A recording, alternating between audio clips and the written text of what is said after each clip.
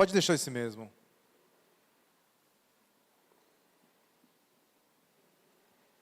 Diz assim: mas que vos parece?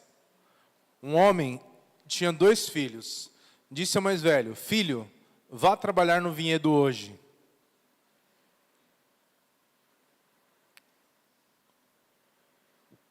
O filho respondeu: não vou. Mas depois mudou de ideia e foi.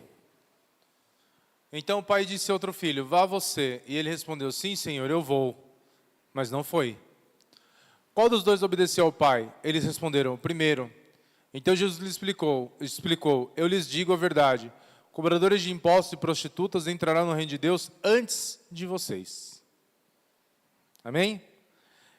Essa parábola, ela faz parte de algo que Jesus estava realizando em Jerusalém por aqueles dias. Mateus capítulo 21 inicia com a entrada triunfal de Jesus em Jerusalém.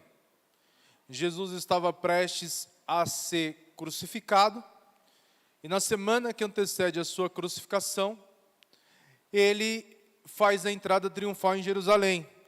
Ele se aproxima de Jerusalém, ele chama 2 de seus discípulos, ordena que os discípulos entrem na cidade, eles iam encontrar com o jumentinho que estava amarrado, iam pegar o jumentinho e entraria na cidade montado naquele jumento, para que se cumprisse uma das profecias a respeito do Messias.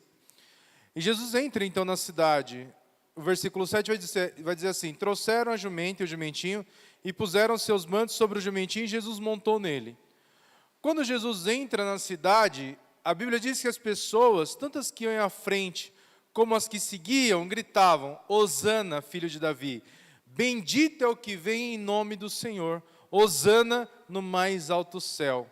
Quando Jesus entra em Jerusalém, toda a cidade estava em grande alvoroço, perguntando: quem é este? Perguntavam. A multidão respondia: é Jesus, o profeta de Nazaré da Galileia. E Jesus entra então em Jerusalém sendo ovacionado por conta da última semana do seu ministério terreno, que era a semana que antecedia a crucificação. Jesus está entrando em Jerusalém como um rei. A gente precisa lembrar que quando Davi está prestes a ser coroado, depois da morte de Saul, ele entra montado numa jumenta, em reconhecimento da glória dele como rei, sendo recebido e aceito pelo povo. E Jesus igualmente ele entra em Jerusalém da mesma forma para que se cumprisse a profecia. E quando Jesus entra, a primeira coisa que ele faz ao entrar em Jerusalém, ele vai para o templo e expulsa os que estavam ali comprando e vendendo animais. É a passagem muito conhecida que Jesus expulsa os cambistas do templo, e ele vai dizer assim: meu templo será chamado casa de oração, mas vocês o transformaram em um esconderijo de ladrões. E aí ele vai cura cegos, coxos no templo. E quando os principais sacerdotes viam que Jesus estava fazendo tudo isso, fazendo esses milagres e maravilhas, e até as crianças começaram a gritar: Hosana, filho de Davi, os fariseus, os religiosos ficaram indignados. E ele vai dizer assim: olha o que os religiosos perguntam para Jesus: você está ouvindo o que eles estão falando a seu respeito? Você está ouvindo o que as crianças estão dizendo? E Jesus respondeu: vocês nunca leram as Escrituras? Elas dizem: ensinaste crianças e bebês a te dar louvor. Então ele voltou a Betânia, onde passou a noite. Ou seja, tudo isso, toda essa atitude de Jesus entrando em Jerusalém, sendo coroado, sendo ovacionado, as pessoas e as crianças declarando que ele era o Messias, que ele era o filho de Davi, que ele era o rei prometido de Israel. Tudo isso que estava acontecendo lá em Jerusalém, naquele contexto, trouxe a objeção dos judeus e dos fariseus naquela ocasião, que disseram para ele assim: você está ouvindo o que eles estão falando? Isso é muito sério. Eles estão falando que você é o rei, que você é Hosana, que você é o Cristo. E aí Jesus fala assim: você nunca ouviu que da boca das crianças Deus traz o perfeito louvor, suscitaste o perfeito louvor? querendo dizer assim, eles estão corretos, eles estão certos, eu sou o rei de Israel. E ele vai e vai embora. Só que essa pequena discussão já havia acontecido. E ele passa então a noite em Betânia, no dia seguinte de manhã, a Bíblia diz que ele está passando por um lugar, e lá ele vê uma figueira, essa figueira não tinha frutos. A Bíblia vai dizer que não era tempo da figueira dar frutos, só tinha folhas na figueira, mas não tinha figos. Então Jesus ele vai e amaldiçoa a figueira, dizendo, nunca mais dê frutos. E no mesmo instante a figueira secou. E os discípulos viram isso e ficaram admirados e perguntaram, como a figueira secou tão depressa? Jesus diz assim, eu lhes digo a verdade, se vocês tiverem fé e não duvidarem, poderão fazer o mesmo que fiz com essa figueira e muito mais. Poderão até dizer a este monte, levante-se e atire-se no mar, e isso acontecerá. Se crerem, receberão qualquer coisa que pedirem em oração. Isso tudo acontece num período de 2 dias. 2, 3 dias no máximo. Ainda nessa semana, os fariseus vão procurar Jesus. Porque veem que Jesus estava alcançando o ápice da sua popularidade. Jesus não era mais aquele que estava ali entre o povo, pregando, ensinando, um desconhecido. Jesus, então, começou a ser reconhecido e reconhecido por todos.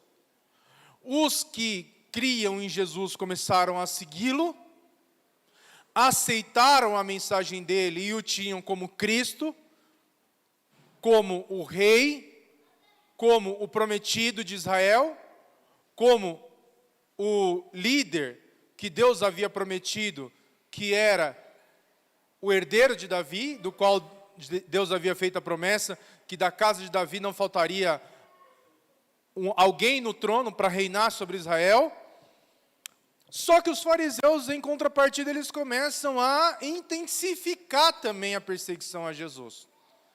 E eles vão até Jesus, no versículo 23, quando Jesus volta a ensinar, e eles vão lá e falam assim, vamos colocar ele contra a parede, vamos encurralar ele. Agora a gente vai pegar ele de um jeito ou de outro. E ele vai lá, e Jesus estava ensinando no templo, e pergunta assim, com que autoridade você faz essas coisas? Quem lhe deu esse direito? Como que você acha que você pode chegar aqui, entrar no templo, ensinar, pregar, falar as coisas que você fala, sendo que ninguém te conhece aqui no templo como alguém do templo, alguém que serve ao templo? Como que você pode simplesmente chegar e fazer essas coisas? Quem lhe deu esse direito? Quem lhe deu essa autoridade? E Jesus então pergunta, eu lhe direi com que autoridade eu faço essas coisas se vocês responderem uma pergunta. Jesus fala para eles assim, o batismo de João era um batismo do céu ou era apenas humano? A autoridade de João era uma autoridade dada por Deus, era uma autoridade do céu ou era uma autoridade humana? E aí os fariseus ficaram então desesperados, porque eles se viram numa situação em que eles foram para encurralar Jesus e Jesus encurralou eles. Falou assim, na hora que vocês me responderem, se a autoridade de João Batista é dos céus ou dos homens, aí eu respondo para vocês de onde que vem a minha autoridade. E o que eles pensaram? Eles reuniram-se entre eles e falaram assim, olha, se a gente falar que o batismo de João é do céu, ele vai perguntar por que a gente não creu então, se a gente sabe que o batismo de João era do céu. Se a gente falar que o batismo de João era dos homens, a gente vai ter problema com a multidão, porque todo mundo acreditava que João era um grande profeta. Então, se a gente diz que é do céu, a gente vai incorrer em erro, porque se a gente crê em Deus, crê que Deus levantou João Batista para fazer o que ele fazia, a autoridade vem do céu, por que a gente não creu? Por que a gente não seguiu João? Mas também, se a gente disser que não era do céu, que era humana, a gente tem um outro problema, que a multidão vai querer apedrejar a gente, porque eles têm João como um profeta. Eles discutiram a questão entre si, se dissermos que vinha do céu, ele perguntará por que não cremos em João, mas se dissermos que era apenas humano, seremos atacados pela multidão, pois todos pensam que João era profeta. E aí então eles olham para Jesus e falam assim, não sabemos. A gente não sabe se o batismo de João era do céu, ou se o batismo de João era um batismo de homens. E Jesus então olha para eles e fala assim, então eu também não direi com que autoridade eu faço essas coisas. E sai. E aí ele começa a contar uma parábola.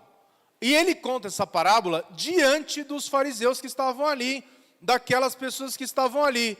Ele fala assim, eu também não vou falar para vocês com que autoridade eu faço essas coisas. Mas ele vai dizer assim, mas o que vocês acham disso? Olha só, os fariseus perguntam para Jesus, com que autoridade você faz essas coisas? Jesus devolve a pergunta dizendo assim, o batismo de João era dos céus ou era dos homens? Eles não respondem. E aí Jesus fala assim, então também não direi com que autoridade eu faço as coisas. Mas, o que vocês acham dessas coisas? O que vocês acham disso? Aí ele vai contar a parábola que nós lemos. Um homem tinha 2 filhos. E eles estão ouvindo. E ele falou assim, um dos filhos, ele vai falar para o filho, vai ao vinhedo trabalhar hoje. Vá trabalhar no vinhedo hoje. O filho disse, claro, pai, pode contar comigo. Estou indo. Mas não foi. O outro filho disse, pai, eu não vou não. E foi. E ele pergunta, qual dos 2 fez a vontade do pai? Primeiro a gente precisa entender o contexto. Naquela época, o negócio das famílias, na maioria das vezes, era agricultura. Então, todos eles sabiam ali o que Jesus estava falando. E no judaísmo, a figura paterna é a figura máxima. Não existe negócio do pai mandar fazer uma coisa e falar que não vai fazer. Não existe. Não existe. O pai mandou, não existia a possibilidade do filho falar que não vai fazer. O filho simplesmente ia e fazia. Então era uma afronta muito grande um filho dizer que não ia fazer alguma coisa para o pai. Então o filho tinha que ir e fazer. E aquele primeiro filho, ele fala que vai. Certamente, cada um de nós, a gente se vê em situações assim. Eu, quando era pequeno, minha mãe falava para mim fazer alguma coisa, eu nunca falei para minha mãe que eu não ia fazer alguma coisa, que eu não tinha essa possibilidade. Era impossível falar para minha mãe que eu não ia fazer alguma coisa. Não tinha essa possibilidade nunca existiu. Nunca existiu. Hoje em dia, a gente fala para o nosso filho, faz tal coisa.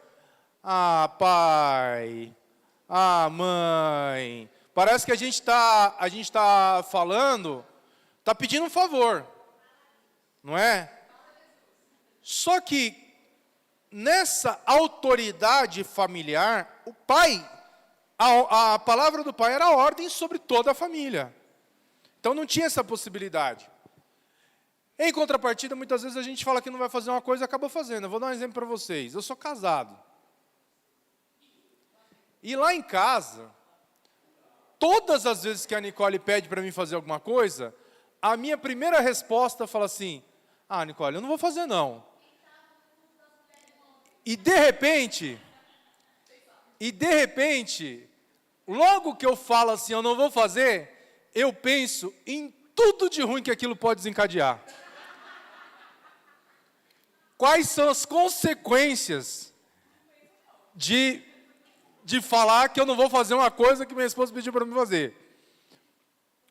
Aí, antes que ela reclame, eu já estou fazendo aquilo que eu falei que eu não ia fazer. Porque eu não estou disposto a lidar com as consequências.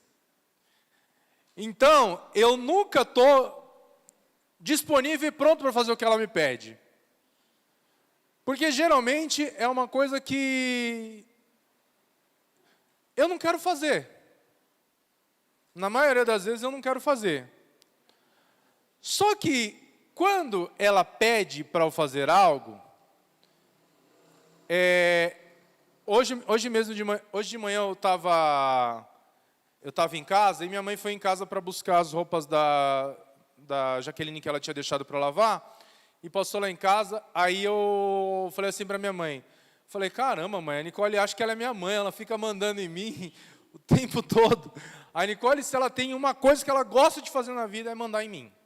Ela não manda nas crianças, mas em mim ela manda. Às vezes eu quero que a Nicole faça alguma coisa para mim, não quero pedir diretamente para ela.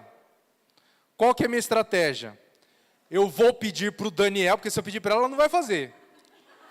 Eu peço para o Daniel e ela deixa que eu faço, para o Daniel não fazer.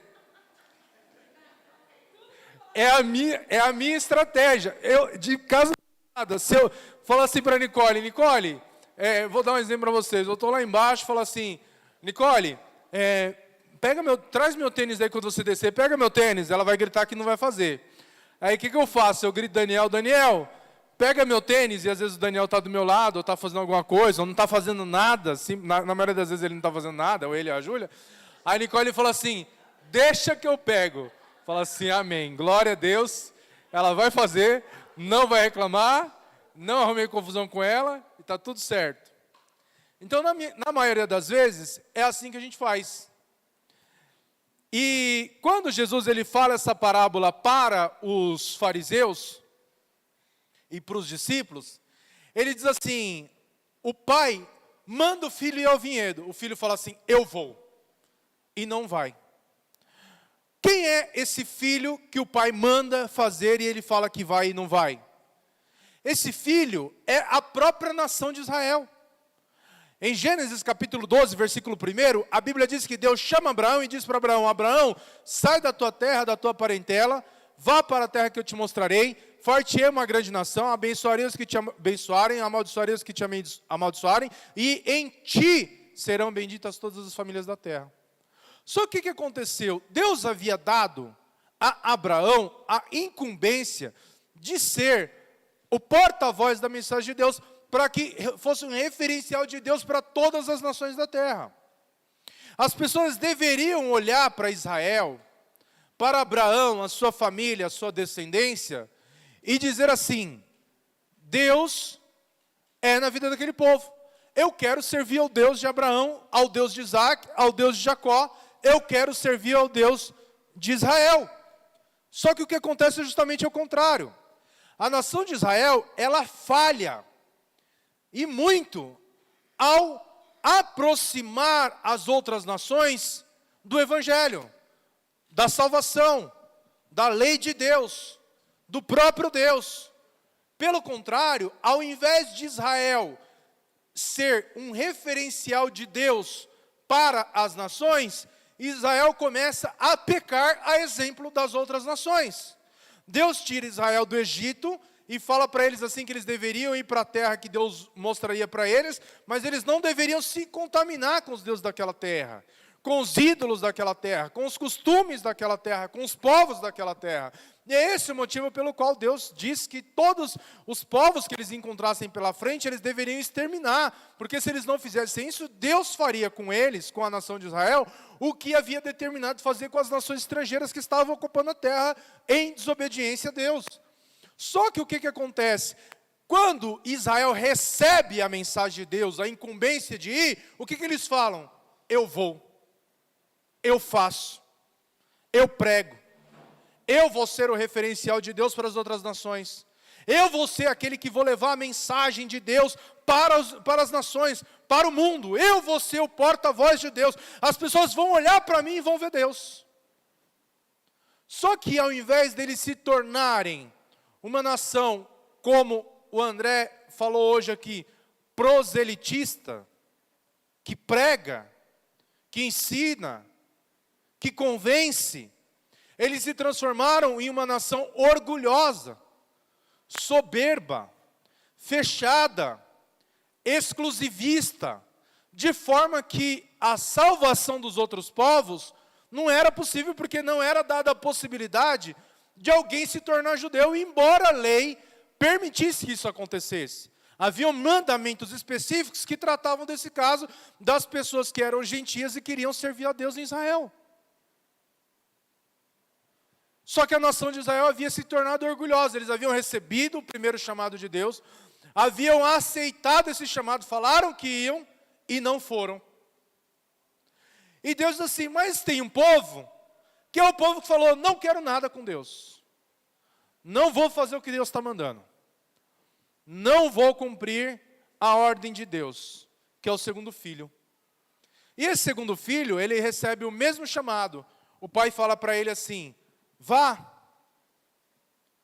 E ele fala assim: não vou. E esse segundo filho somos nós,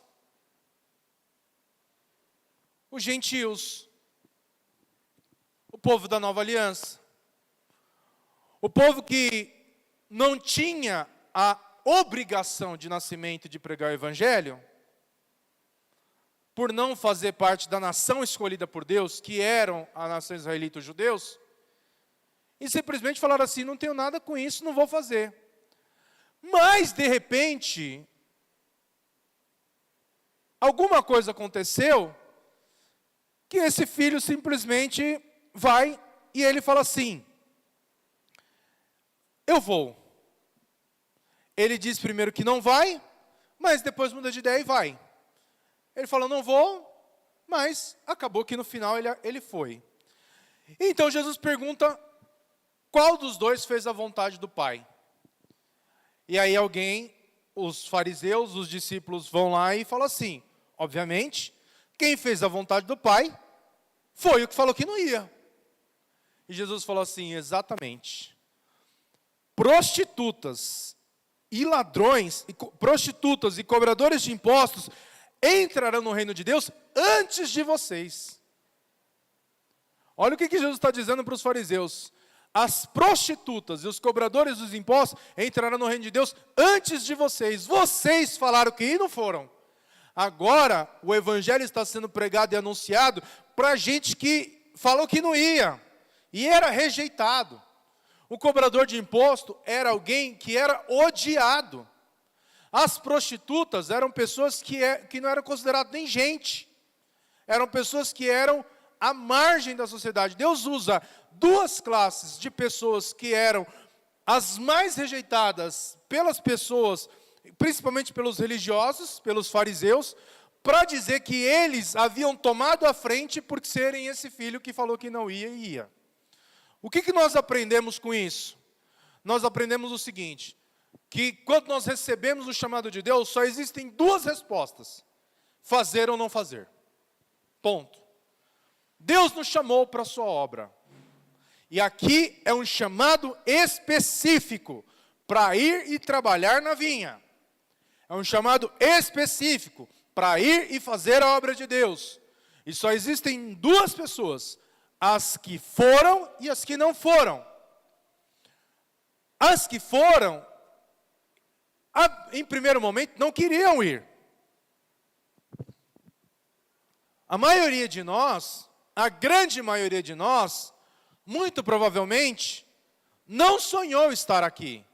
Não sonhou fazer a obra de Deus. Não sonhou pregar o evangelho. Não sonhou estar enfiado dentro da igreja, pregando, ensinando, orando, fazendo o que tem que fazer. A maioria de nós, em primeiro momento, rejeitou completamente a ideia de estar enfiado dentro da igreja. Para quem é alguém que não entende o chamado de Deus, estar na igreja fazendo a vontade de Deus é algo que é loucura. Para que ir toda semana? Para que estar todo dia na igreja? Para que estar em todo ensinamento? Para que chegar 9 horas da manhã? Para que fazer isso? Para que fazer aquilo? Para que fazer aquilo outro? Só que muitas vezes a gente também é como aquele filho que a gente fala que vai fazer uma coisa e não faz. A gente é aquele que recebe a ordenança de Deus para fazer, e ao invés da gente levantar e ir, a gente simplesmente enrola, não vai, rejeita a ordem do Pai de fazer aquilo que tem que ser feito. O que Jesus diz então para aqueles fariseus? Ele diz assim: olha, vocês estão falando que vocês fazem a vontade do Pai, mas vocês não fazem. Vocês estão falando que vocês estão cumprindo aquilo que o Pai mandou que vocês fizessem, mas vocês não estão cumprindo. Agora olha para esses que vocês disseram que eles não deveriam estar aqui, os que vocês rejeitam, são eles que têm feito a vontade de Deus. São eles que têm cumprido com a vontade do Pai. Jesus, desde sempre, quis incluir e salvar os gentios, mas foi preciso que o filho que foi mandado fazer não fizesse, para que Deus mandasse o filho que não quis fazer. Jesus, em João capítulo 4, vai dizer que ele chega numa cidade, que era a cidade que era na entrada da aldeia dos samaritanos. O lugar onde nenhum judeu ousaria entrar. Os judeus nem entravam na cidade dos samaritanos, eles não entravam. Não entravam. Eles preferiam, embora a rota fosse mais curta, passando por Samaria, fazer um caminho mais longo, mais perigoso, do que ousar entrar numa aldeia que fosse de samaritano. Se um judeu, um israelita entrasse numa taberna, taberna é como se fosse um restaurante, uma lanchonete, uma hospedaria, uma pousada, entrasse naquele lugar, e tivesse um samaritano, o judeu entrava e saía. Ele nem sentava. E aí, de repente, Jesus chega na entrada da aldeia dos samaritanos, a primeira coisa que ele faz é despedir os discípulos. Para que os discípulos vão à cidade para comprar comida. E lá aparece então a mulher samaritana para conversar com Jesus. Aquela mulher, ela não serviria para ocupar o púlpito de nenhuma igreja hoje. Aquela mulher, ela não serviria para ser chamada uma missionária. Aquela mulher, ela não serviria nem para entregar folhetinho na Praça da Sé. E Jesus olha para aquela mulher e ele fala para aquela mulher assim: se você conhecer o dom de Deus, você pediria e ele lhe daria água viva, e do seu interior fluirão rios de água viva. Aquela mulher falou assim: então me dá dessa água. E Jesus fala para aquela mulher: vai e chama teu marido. E ela então fala assim: Senhor, eu sou uma mulher pecadora. E aí quando pergunta em que nível, fala assim: no último nível possível. Ela não responde a pergunta de Jesus. Ela simplesmente fala: eu não tenho marido. E Jesus falou assim: realmente você não tem marido. Você teve 5 maridos. E agora você aceitou uma condição que é pior do que você se divorciar e casar de novo. Você aceitou a condição de se tornar uma mulher adúltera. Mas o evangelho chegou para você. E aí Jesus então fala para aquela mulher, e aquela mulher então, ela tentando fugir um pouco daquilo que Jesus estava falando, porque quando Jesus ele quer mudar a vida de uma pessoa, ele faz o que ele fez aqui hoje, ele vai te expor, ele vai tratar com você, ele vai colocar o dedo na sua ferida, vai falar do seu pecado, ele vai falar dos seus erros, ele vai falar onde que você precisa se consertar, que é isso que Jesus faz. Jesus trata conosco no nosso íntimo, no nosso profundo. Para que isso aconteça é necessário que a gente se exponha, a gente fale para Jesus onde que é nossa dor, onde é a nossa ferida, onde é o nosso pecado, o que Jesus precisa tratar conosco e em nós.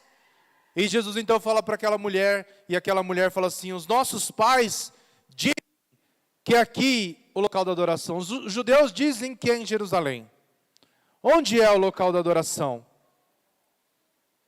E aí Jesus falou assim: mulher, chegará o dia, e já chegou, o dia em que os verdadeiros adoradores adorarão o Pai em espírito e em verdade. Nem nesse monte, nem naquele. O local da adoração é o local onde o adorador está.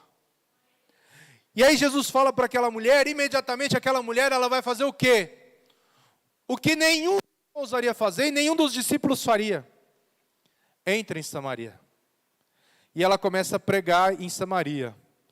Vem e vejam um homem que falou tudo o quanto diz respeito à minha vida. Vejam com os próprios olhos se não é ele mesmo Cristo, esperado. E os samaritanos então vão até Jesus. Quando os discípulos voltam, está uma confusão. Um monte de samaritano em volta de Jesus. Um monte de samaritano em volta de Jesus. Ouvindo Jesus falar.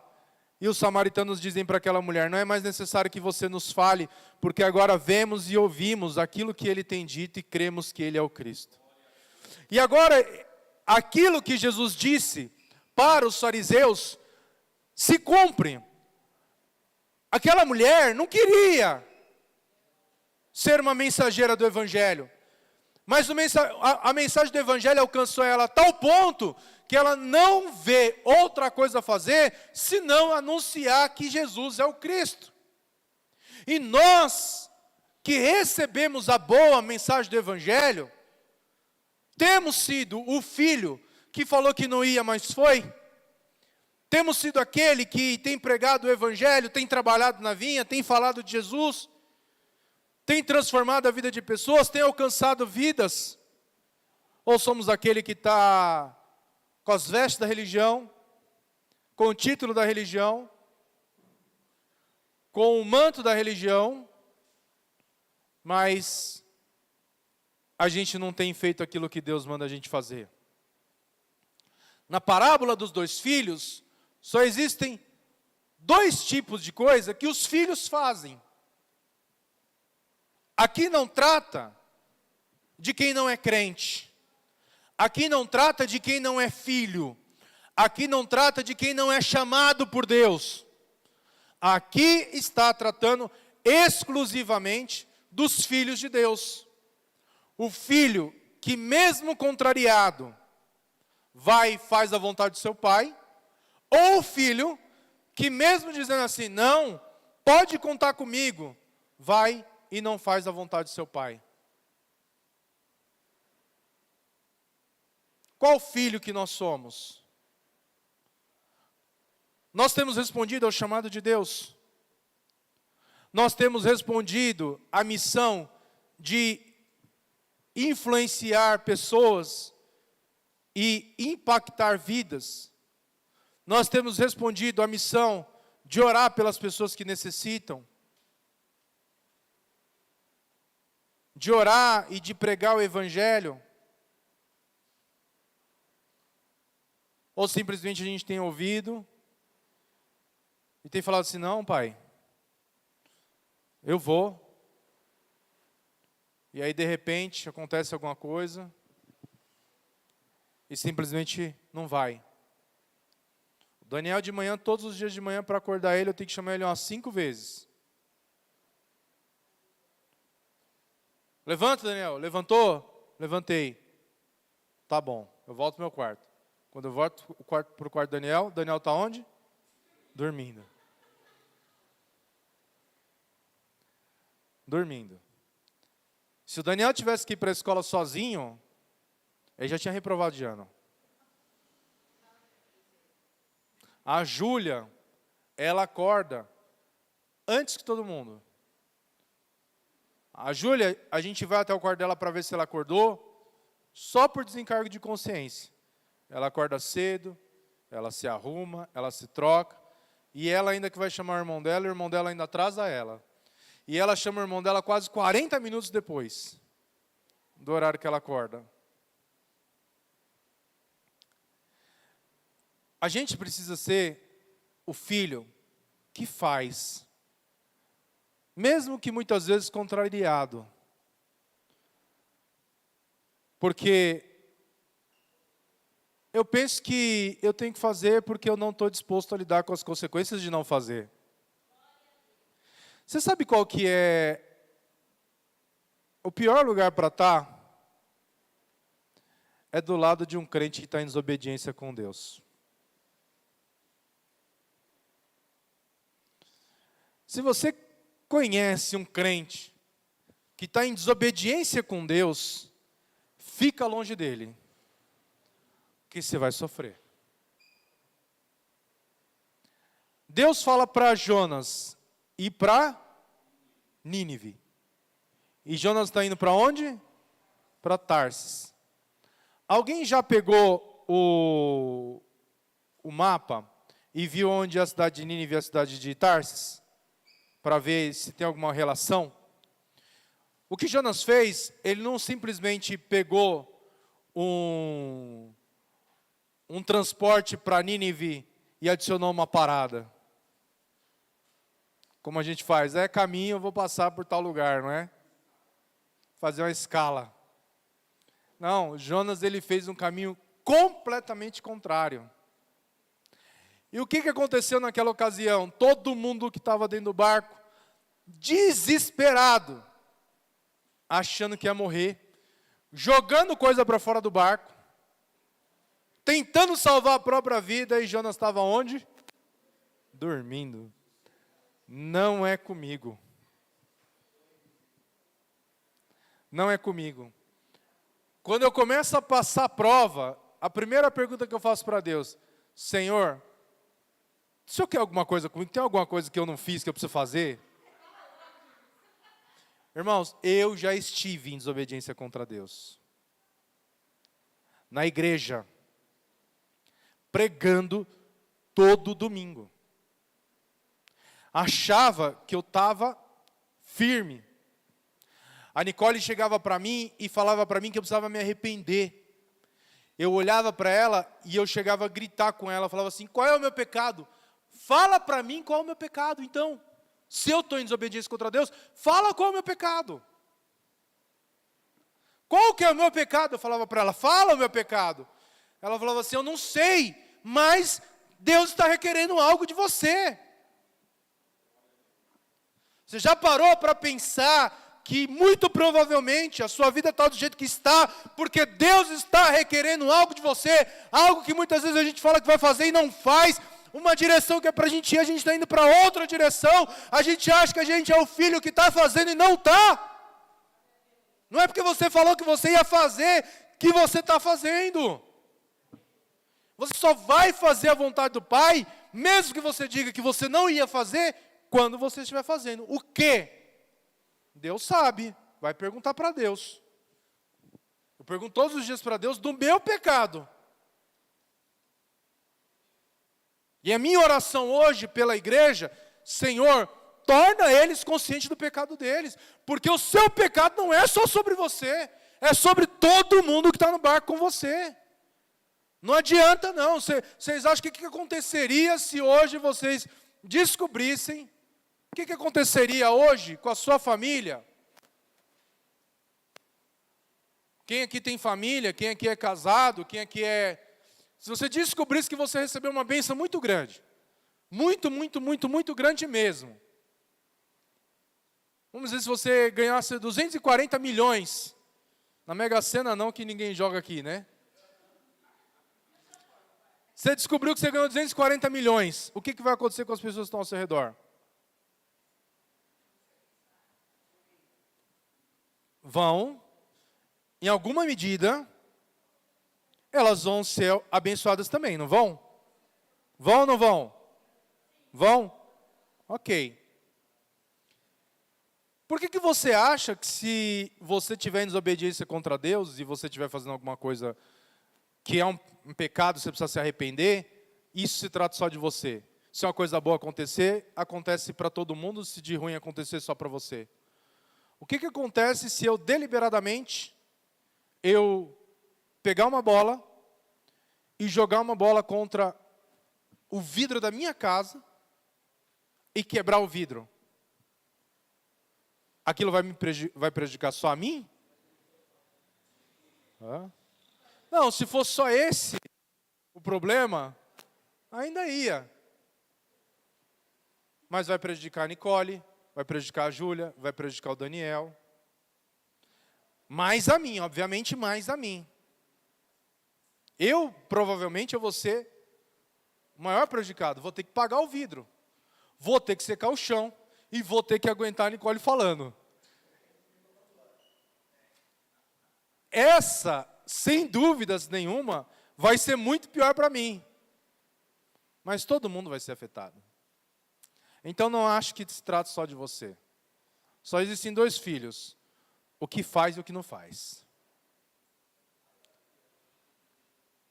E estatisticamente falando, metade faz e metade não faz.